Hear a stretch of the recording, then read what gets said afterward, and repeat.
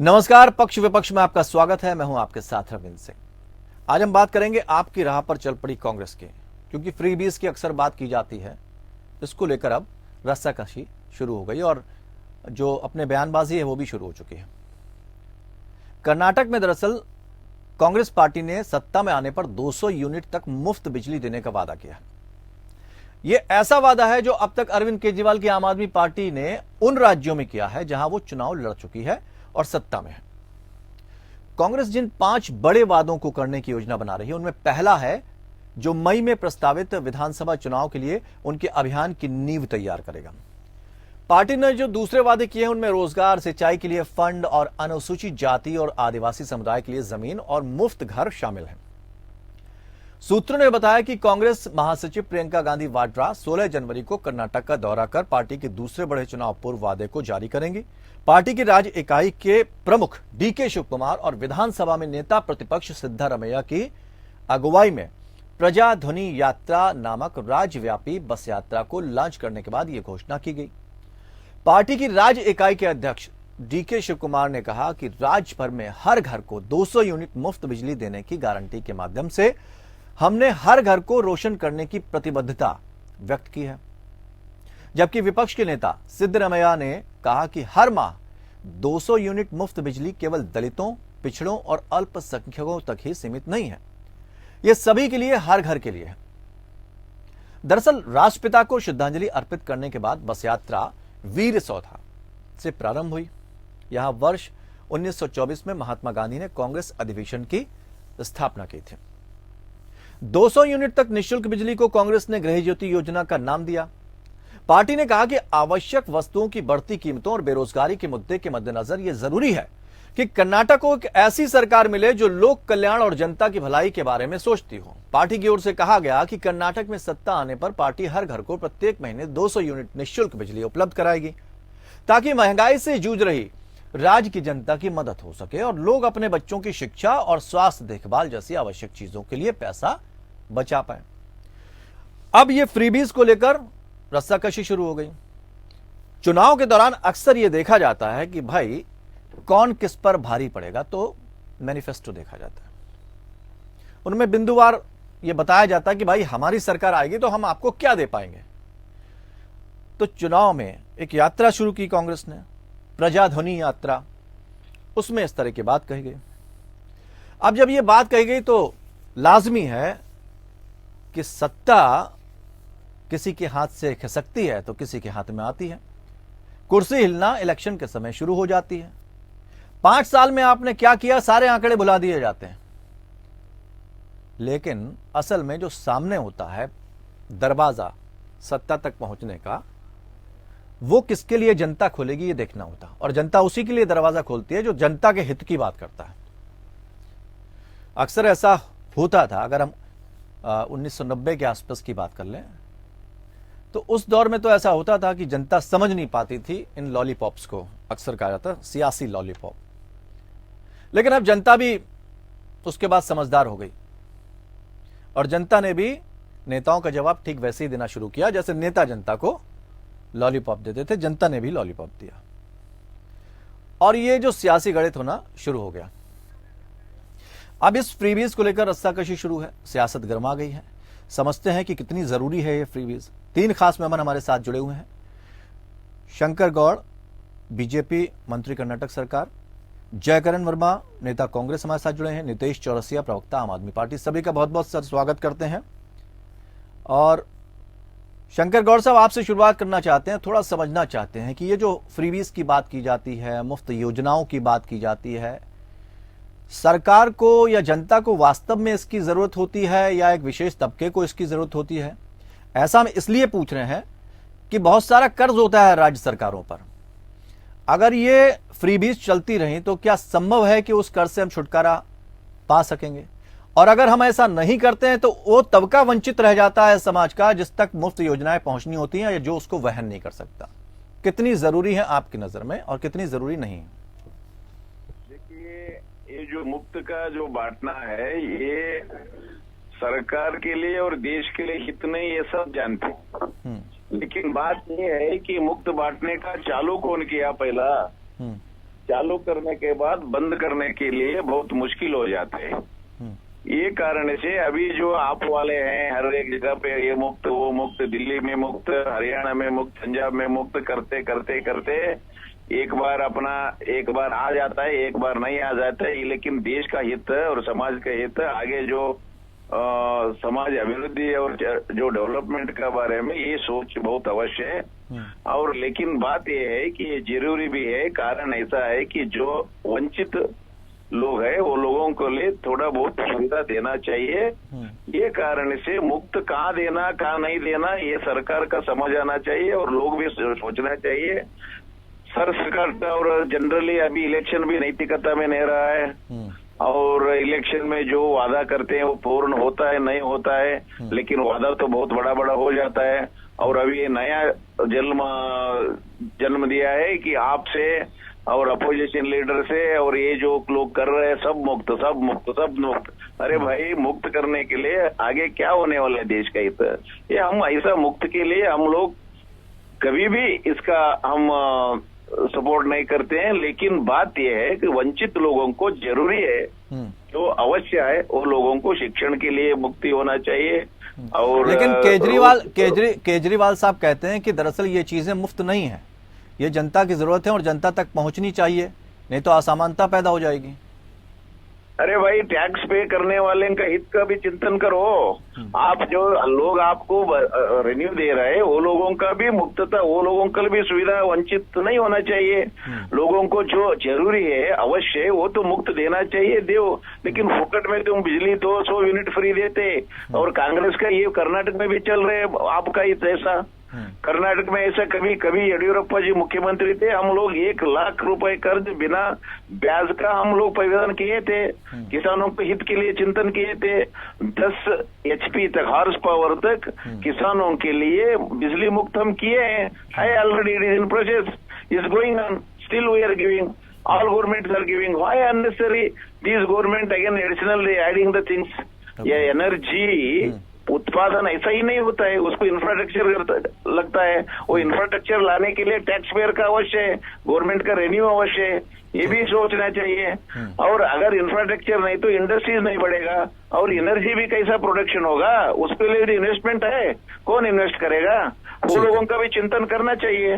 ठीक है, जयकरण भी हमारे साथ जुड़े हैं कांग्रेस की तरफ से। जयकरण, ये साफ साफ कह रहे हैं कि भाई सारी चीजें प्लान्ड वे में होनी चाहिए। हम जिन मुफ्त योजनाओं की बात करते हैं, अगर किसी खास विशेष तबके की बात की जाए जिनको जरूरत है वहां तक तो ठीक है, लेकिन ये जो मुफ्त की रेवड़ियां, जैसा प्रधानमंत्री ने कहा कि हम लोग बांटने लगेंगे तो उससे देश में जो कर्ज है वो बढ़ता है, आर्थिक असमानता जो है वो बढ़ती है। तो ऐसी चीजों से बचा जाना चाहिए। क्या लगता नहीं कि गंभीर नहीं है आप, या सिर्फ राजनीतिक फायदे के लिए ऐसा काम किया जाता है? जयकरण, आप तक आवाज पहुंच रही है? चलिए, उनसे संपर्क टूट गया है, लेकिन हम समझने की कोशिश कर रहे हैं शंकर गौड़ जी से। नीतीश क्या हमारे साथ जुड़ चुके हैं? देखिए, मैं बात करूं क्या? नीतीश जी कर रहे हैं। नीतीश जी जुड़ गए हैं, आम आदमी पार्टी के प्रवक्ता हैं नीतीश जी। नीतीश जी, आम आदमी पार्टी ने भी फ्री बीस की बात की, लेकिन अरविंद केजरीवाल कहते हैं कि ये तो बहुत जरूरी है, इसमें कोई आर्थिक असमानता नहीं होगी।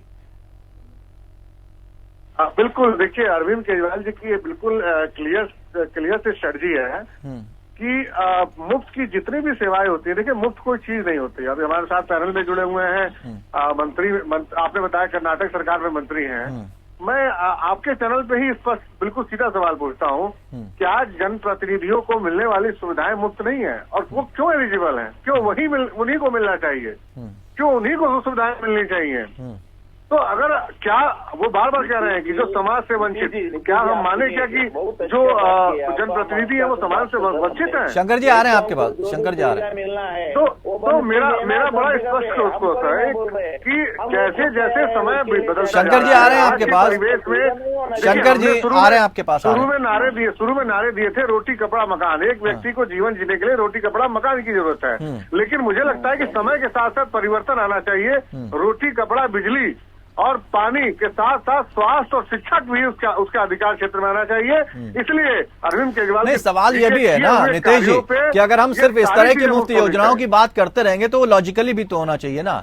अगर राज्य का कर्ज बढ़ता जा रहा है तो उस कर्ज को भी हम निपटा सकते हैं। नहीं, देखिए कर्ज, देखिए बार बार मैं कह रहा हूँ, दिल्ली का बजट पॉजिटिव है और लगातार प्रॉफिट में चला जा रहा है। यही इस बात का प्रमाण है कि अरविंद केजरीवाल जी की जो भी ये स्ट्रेटजी है, इस पे मोहर लग रही है। और ये हम नहीं मोहर लगा रहे, ये तो देश का ऑडिट क्या है कि सीएजी कर रही है, जो देश की सबसे बड़ी ऑडिट कमेटी है, ऑडिट संस्था है। वो कह रही है कि जब से अरविंद केजरीवाल की सरकार बनी है और फ्री देने के बाद भी अपने बजट को प्रॉफिट में रख रही है। 1 रुपए टैक्स का बर्डन नहीं बढ़ रहा आम जनता पे, इवन बाइंग कैपेसिटी पर उसकी बढ़ रही है। ठीक है, सीएजी का आप हवाला दे रहे हैं, तो यहाँ पर सुप्रीम कोर्ट ने भी तो कहा है कि भाई दिक्कत वाली है, इस तरह की फ्रीबीज नहीं होनी चाहिए, तो उसको भी तो गंभीरता से लिया जाना चाहिए ना। पार्टिकुलर दिल्ली के लिए नहीं कहा उन्होंने, पूरे ऑल ओवर इंडिया के लिए कहा है, सभी पार्टी के लिए कहा है। तो ना तो आम आदमी पार्टी के लिए कहा है, और वो देखिए वो अलग विषय है, सुप्रीम कोर्ट का कहना एक अलग विषय है। वो इलेक्शन कमीशन की अपनी एक सुनवाई थी, उसपे सुप्रीम कोर्ट का जो भी स्टैंड रहा, खैर वो तो हम उसका सम्मान करते हैं। लेकिन जो बार बार बात आ रही है मूलभूत सुविधाओं की, मूलभूत अधिकारों की, उसको हम और आप नहीं डिनाई कर सकते। वो समय के हिसाब से एक आम जनमानस को उसकी जरूरतें सुनिश्चित होती जा रही है और हमें वो करनी ही पड़ेगी, और सरकारों का दायित्व बनता जाएगा, और ये करना ही उसका दायित्व है। ठीक है, जयकरण जी, आपका चूंकि फोन कट गया था उस समय, हम आपसे समझना चाहते हैं, आम आदमी पार्टी की तरह आप भी मुफ्त योजनाओं की बात करने लगे हैं, आम आदमी पार्टी के सिंबल की तरह आप भी झाड़ू लगाने लगे हैं सड़कों पर, और अब 200 यूनिट बिजली फ्री, आपके पास अपनी कोई योजना नहीं है?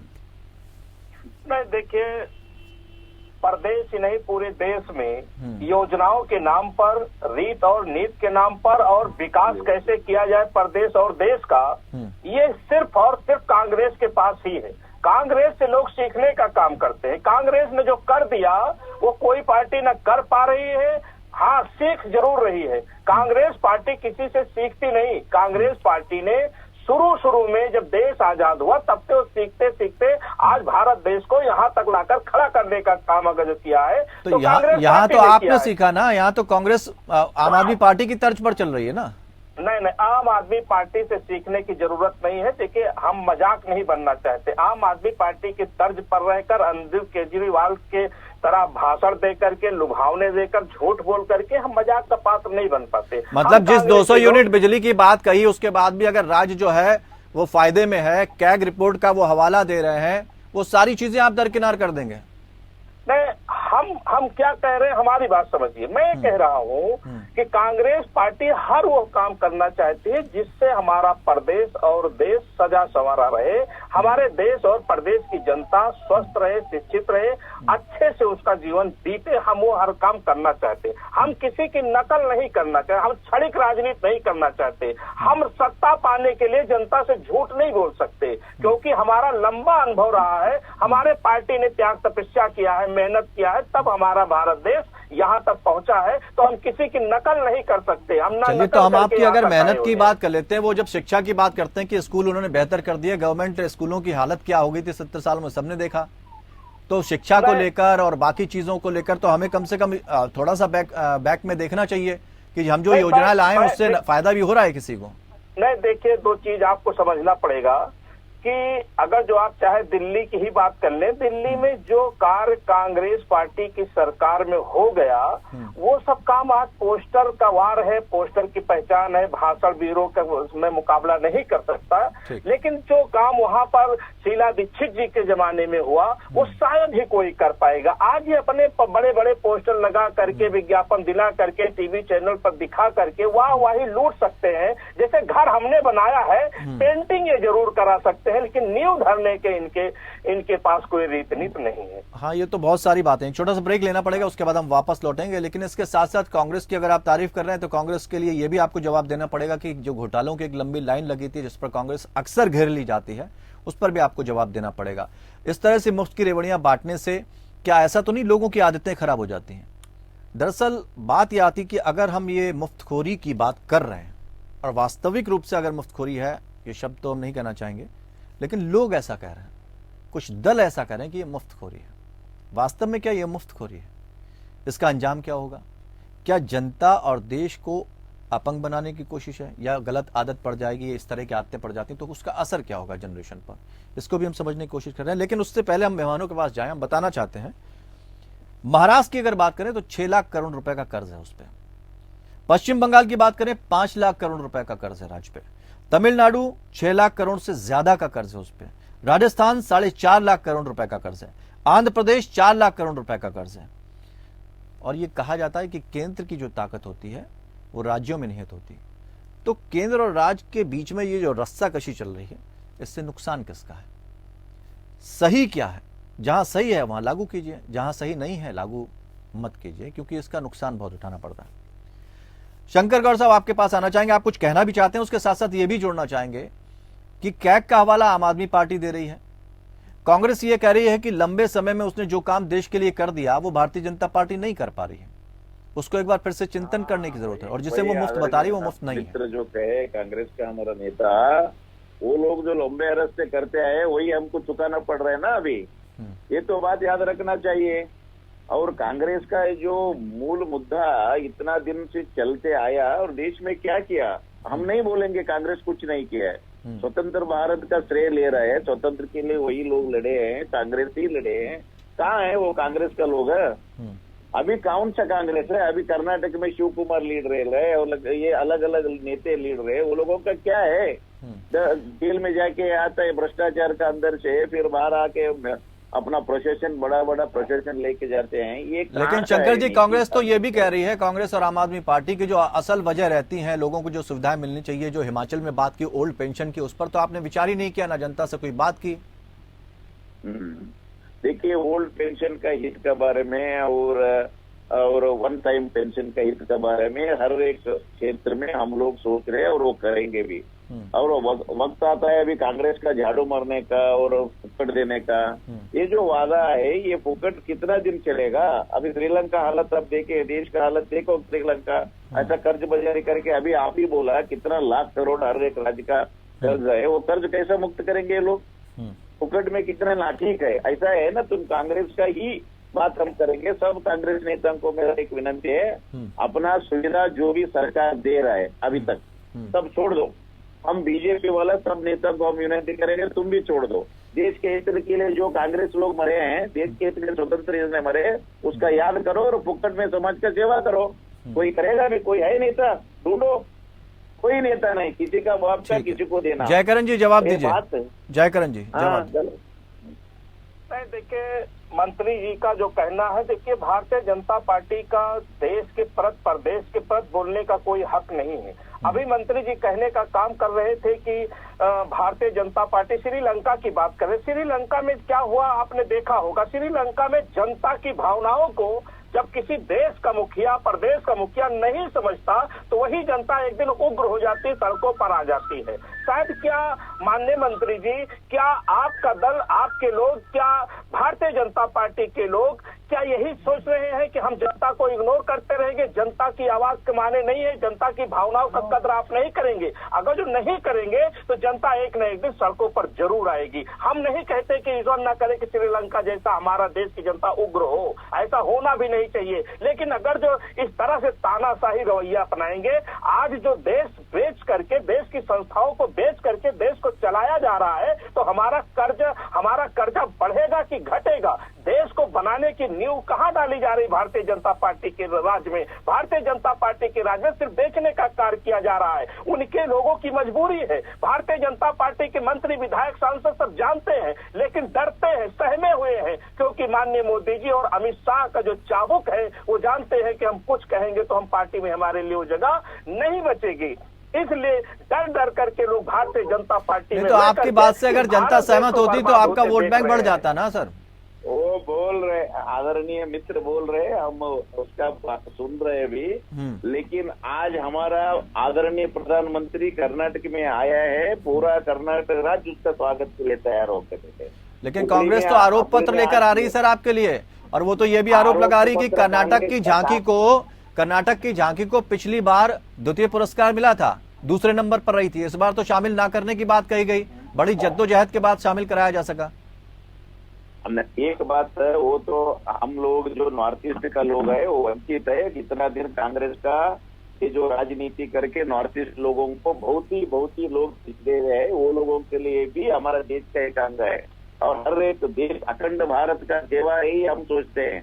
भारत का नकाशा हम देखते हैं, हर एक व्यक्ति हमारा बंधु है, हर एक बहन हमारा भगनी है। ये देश का हित के लिए चिंतन करने वाला है, प्रदेश का एक भाग हो गया, लेकिन भारत का ये अखंडत्व बहुत बहुत बड़ा काम है। आप यही काम के लिए हमारा आदरणीय प्रधानमंत्री दिन रात काम कर रहे हैं, 20 घंटा काम कर रहे हैं, और इतना बरस प्रधानमंत्री एक भी ब्लैक स्पॉट उसका ऊपर नहीं। देश विदेशों का लोग उसका सम्मान कर रहे हैं, और हमारा ही देश में हमारा ही प्रधानमंत्री का बारे में अगर कोई नहीं जानता है तो हमारा दुर्भाग्य इससे ज्यादा क्या है भाई साहब। यही सोच है, और अगर प्रधानमंत्री मिल रहा है देश का हमारे हित के लिए मिला है, ऐसा प्रधानमंत्री इतिहास में कभी नहीं मिलेंगे। ठीक है नीतीश जी, एक बात जरूर जानना चाहेंगे, क्योंकि मुफ्त की आप बात करते हैं, पंजाब की तरफ अगर हम रुख कर लें, वहां भी आपने मुफ्त बिजली की बात कही थी। अगर देखा जाए 17,000 करोड़ रुपए आपकी जो योजनाएं हैं वहां पर अगर आप लागू करते हैं तो खर्च होंगे, और जीएसडीपी वहां की 3% है, अतिरिक्त बोझ बढ़ जाएगा। 53.3% कर्ज में है पंजाब इस समय, कैसे उतारेंगे? वो सोचना चाहिए कांग्रेस वाला रूलिंग के इतना दिन से उधर, और क्यों सोचा नहीं दे पंजाब का बारे में। पंजाब हालत क्या है, पंजाब कितना कर्ज है, और क्या क्या हालत है किसानों का, वो सोचना चाहिए। पंजाब का हालत कौन खराब किया अभी तक, यही भी सोचना चाहिए ना। ये नहीं सोचा है तो देश का हित नहीं होगा। इसलिए जो फुक्कट का बात जो हो रहा है, वो फ्री सब देना, ये फ्री सब कितना दिन देंगे? ये नीतीश जी से सवाल है, का निर्माण हो जाएगा। सर ये नीतीश जी से सवाल था। नीतीश, थोड़ा एक बार सवाल रिपीट कर देंगे? मैं ये जानना चाहता हूं कि मुफ्त की बात तो की जाती है, लेकिन पंजाब जो है 53.3% कर्ज में है। अगर ये मुफ्त की योजनाएं चलाते रहेंगे तो फिर लगता नहीं कि जो आर्थिक संकट भारत में खड़ा हो सकता है, हर राज्य इस तरह से थोड़ी थोड़ी चीजें बांट देगा और उस पर विचार नहीं करेगा योजना पर? मुझे लगता है कि पंजाब को भारत पे कंपेयर करना उचित नहीं है, क्योंकि पंजाब के साथ आज तक जितनी नाइंसाफी हुई है, मैं भारत से कंपेयर नहीं कर रहा हूँ, राज्य की बात कर रहा हूँ। हाँ। अकाली और कांग्रेस के दलों ने जिस तरीके से पंजाब को लूटा है, बर्बाद करा है। अभी तो हम आम आदमी पार्टी की सरकार जब से बनी तब से आप देखेंगे रेवेन्यू में किस प्रकार का ग्रोथ है, किस प्रकार की अच्छे नए नए योजनाएं, किस तरीके से नए नए तरीकों से औद्योगिकरण करने का एक नया प्रयास किया जा रहा है। पंजाब में बड़े बड़े इंडस्ट्री को बुलाने का, उनको सारी सहूलियत देने का सभी प्रोग्राम अभी देखिए हमारे संक्षेप में बात पूरी कर लें, समय सीमा समाप्त हो रही है। हाँ। तमाम आपको रेवेन्यू ग्रोथ मिलेंगे। पिछले कई सालों में भी देखा मैंने 22% के आसपास का इस क्वार्टर का आपको रेवेन्यू ग्रोथ मिलेगा। तो इस तरीके की चीजें देखिए, नो डाउट कर्ज है पंजाब पे, लेकिन हाँ ये आपको तय कर दूं, हम आपको स्पष्ट कर दें कि ये पिछले 4 महीने में कर्ज नहीं आए हैं। हाँ ये जरूर है कि 4 महीने में हमने कर्ज को कंट्रोल करते हुए उसको कम करने का, अगर योजनाबद्ध तरीके से कोई काम होता है तो उसका फायदा ही मिलता है। बहुत बहुत शुक्रिया आप सभी मेहमानों का हमारे साथ इस चर्चा में शामिल होने के लिए। लेकिन सवाल ये उठता है कि जब हम मुफ्त की योजना की बात कर रहे हैं और कांग्रेस इस तरह की बात करें, तो ये प्लान्ड वे में हो रहा है या सिर्फ जिस तरह के आरोप भारतीय जनता पार्टी पे अक्सर कांग्रेस लगाती रहती है कि 15 लाख जो खाते में पहुंचनी चाहिए, जुमला है ये। अभी उसके कांग्रेस के सामने भी चुनौतियां कहीं हैं। हिमाचल में उसने जिस तरह से पेंशन की बात की है, उसके बाद जो स्थिति होगी, कब तक लागू होगी, कैसे लागू करेगी, वो एक प्लान वे में होना चाहिए। अरविंद केजरीवाल कह रहे हैं कि प्लान वे में काम हो तो ठीक है, मुफ्त कुछ नहीं है, और कर्ज आज का तो नहीं है, पिछले काफी लंबे समय से है। यानी वो ये इशारा कर रहे हैं कि ठीक तरह से प्लानिंग नहीं की गई, हबड़ तबड़ में योजना लागू कर दी गई, मुफ्त की बात की गई और योजना चलती रही, उससे हम कर्ज में डूबे। कांग्रेस कह रही है कि हम ऐसा करके दिखाएंगे। कांग्रेस के ही पद चिन्हों पर सारे लोग चल रहे हैं। लेकिन चुनाव में अब जनता भी मूर्ख नहीं है, उसे सब समझ में आता है कि कौन किस तरह के वादे कर रहा है। जनता सहमत होती है तो ठीक है, जीत आपके हाथ में, नहीं सहमत होती है तो वो आपको बाहर का रास्ता दिखा देगी। फिलहाल इतना ही, नमस्कार।